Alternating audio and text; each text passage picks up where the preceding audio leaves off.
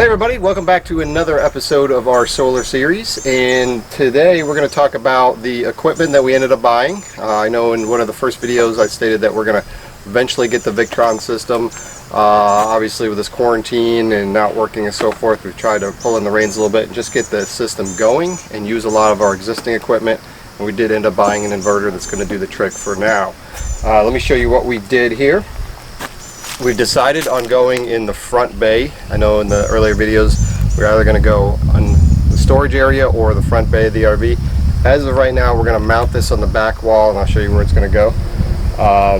And I decided to put it on a backboard, so if we ever did want to move it or take it out of the unit quickly, everything's in one spot. Plus this makes it pretty easy to lay it all out before you go ahead and screw everything down and you're not putting a bunch of holes in your RV. Alright guys, we are fast forwarding to the future with the system installed and running, and I want to kind of backtrack on what we did to get to this process. You guys saw that we put it all on a backboard and we ended up mounting it here in the front bay. We also built our own battery cables, so check that out. We are making our own battery cables, our own jumpers here. This is kind of the best way, just to buy the cable in bulk. And, I mean, you can get them pre-made if you know your exact sizes, but I just bought a 12-foot section and we're cutting them down the size. So we're going to parallel our battery, so I need two jumpers, positive to positive, negative to negative, and I've already made this one. I ended up just going with black shrink tube because, again, we're on a budget, so we're just buying, this is a suffice. It doesn't look as nice as some of the other units, but it's going to work, and instead of being color coded, it really doesn't matter. Cables are color coded. So to put an end on, we have 4/0 lugs with 3/8 holes. This is for the battery terminal. All I do is measure it up to the side,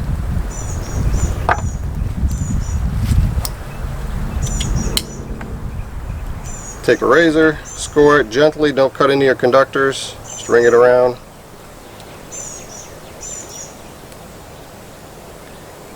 If you gotta make a couple passes, that's fine. Split it.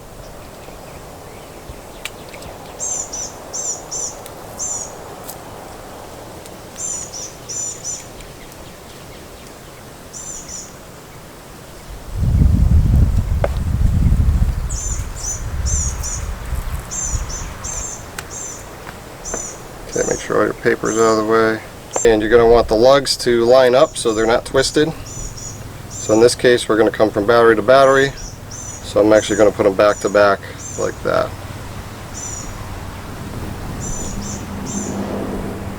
Just make sure you get all your conductors in there.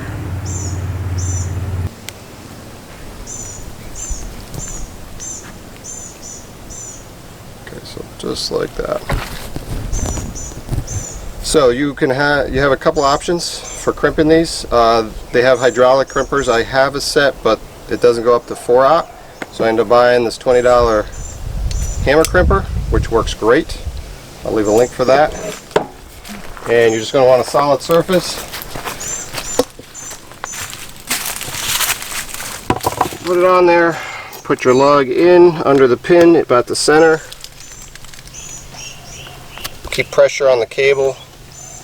Kind of hold it all at once, and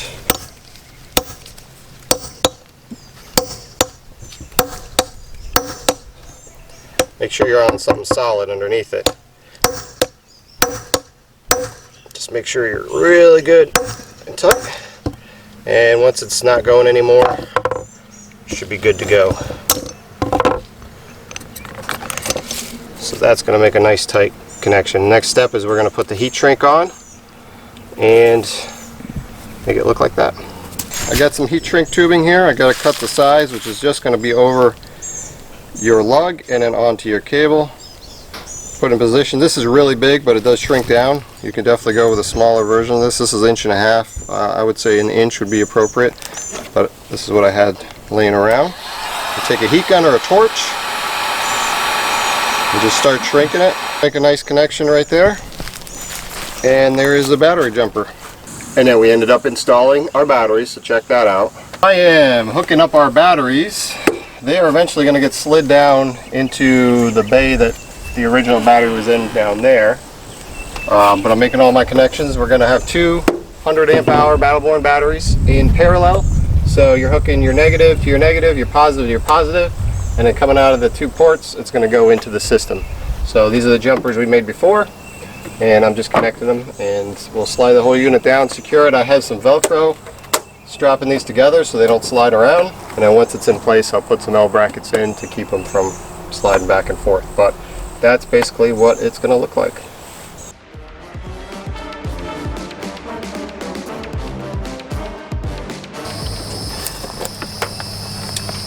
Quick tip, when you're hooking up your batteries, just know that the positive is hot, and while you're using metal tools, you're not touching the body of your RV because that's going to cause a short, or you have your battery cable kind of just flopping around. Just keep an eye, because once you connect here, this over here is positive as well. So you don't want this laying onto something that could be shorted out or touch the negative terminal. So at this point, you really want to be cautious of working with this as a live unit here. Okay, leaving these loose until we connect them to the cables going to the system, and this whole unit can get slid down and put into place. Just like that. Make you feel good? Does it make you feel good? Makes me feel good. Look at that. Look at that beefiness.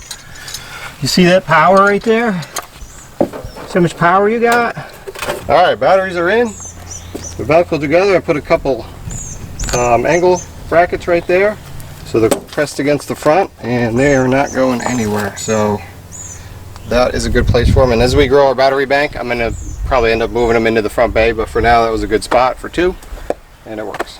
And now that the system's hooked up and we have it here in the front bay, let me walk you through it. Now we're still working on this system. This is something that's going to grow, so a lot of this stuff is kind of temporary, but also functional right now.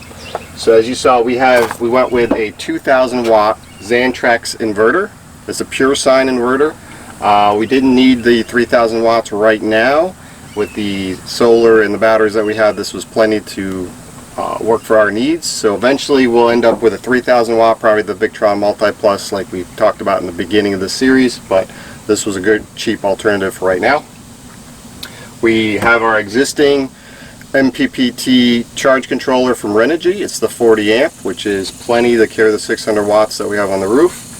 And then coming off the roof from our solar panels, we come into a circuit breaker, so we can disconnect the solar if we needed to, which comes into our charge controller, out of our charge controller to another circuit breaker, goes into our power block, and this is connected to the battery. So that's how the batteries charge from the charge controller through the circuit breaker to the power supply block here. Out of this guy, coming from the batteries, we have our 4-aught cables, and we went with 4-aught. They're huge, but we want to grow into our battery, so I don't want to have to redo this over and over again, and going bigger really isn't that big of a deal. So we come into a T-style fuse holder, and this protects, it's a catastrophic fuse, so if anything major happened in the system, it would shut off right here and would disconnect the batteries from the rest of the system.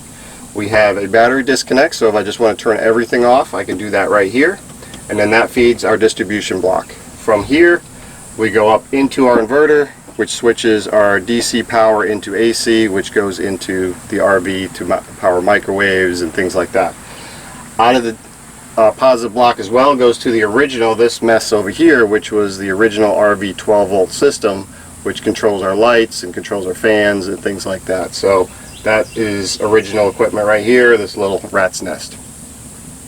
So that's pretty much our positive side. Our negative side, same thing. We're coming out of the batteries, we're going into our shunt. The shunt is connected to the battery monitor, which I'm just temporarily mounted up here because I can access everything on the app on my phone.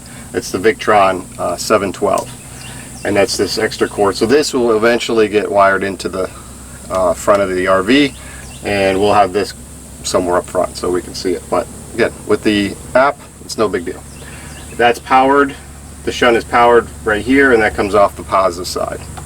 So out of the shunt, this has to be the first thing that comes out of the battery bank.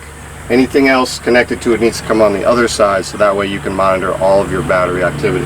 So from there it comes to our negative distribution block, and out of that goes to the negative side of the inverter, which again creates AC power. The other negative goes to the original 12 volt system, and then from here is the charging side, the negative from the charge controller. So in a nutshell, that's the system. So 12 volt side runs all the 12 volt items.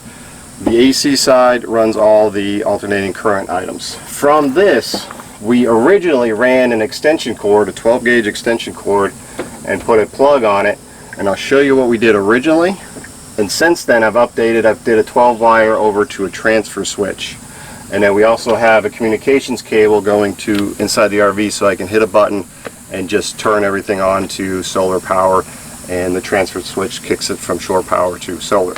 So that is it in a nutshell here. Let me show you guys our temporary way that we tied it into the system, and then we ended up switching over to a Romex cable to a transfer switch, an automatic transfer switch, so that makes it a lot easier. But for you guys just wanting to get started, let me show you this way. Originally we had a plug here plugged in, and I'll show you how we wired that in.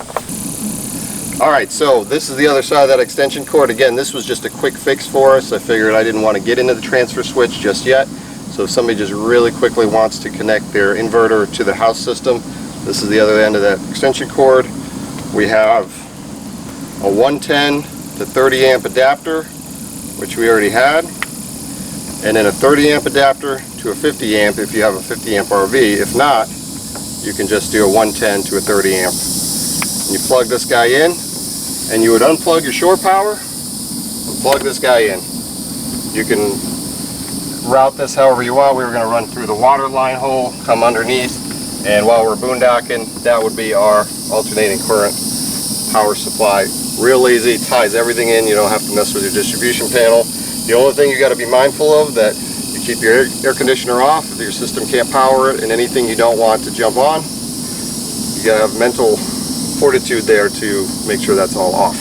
But this was a quick and dirty way to do it, but we ended up going with transfer switch. So this is the automatic transfer switch.